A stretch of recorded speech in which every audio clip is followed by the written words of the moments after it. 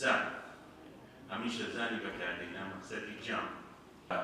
بەڵام لەشەو سڵ دەکات چونکە ژن مەلێکە فەرمانڕەوە پێشەنگی ڕەوتی هۆشیاری لە کوردستاندا لە نیوەی دووەمی سەدەی و بەشێکی زۆری سیاسەکانیش وەک مادی هەمیشە زندومان and forward knowledge on Kurdish society in years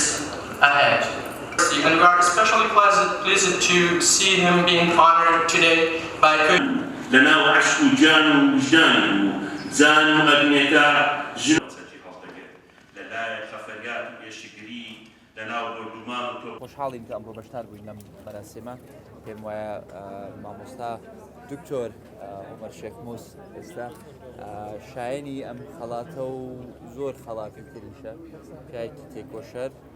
پیاوێکی سیاسی پیاوێکی دیپلۆماسی پیاوێکی بەڕێز و زۆریش خۆشحاڵ بووم کە دوای هەموو وتارەکان کاکبابەر ئاماژەی بە دەورە گرنگەکەی هاوسەری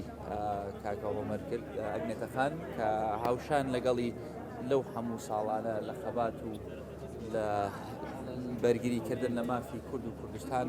هاوشان بوون پێکەوە بوون بۆیە پێم وایە مەراسیمێکی جوان بوو ڕێزگیرە لە کەسێکی گەورە بەڵام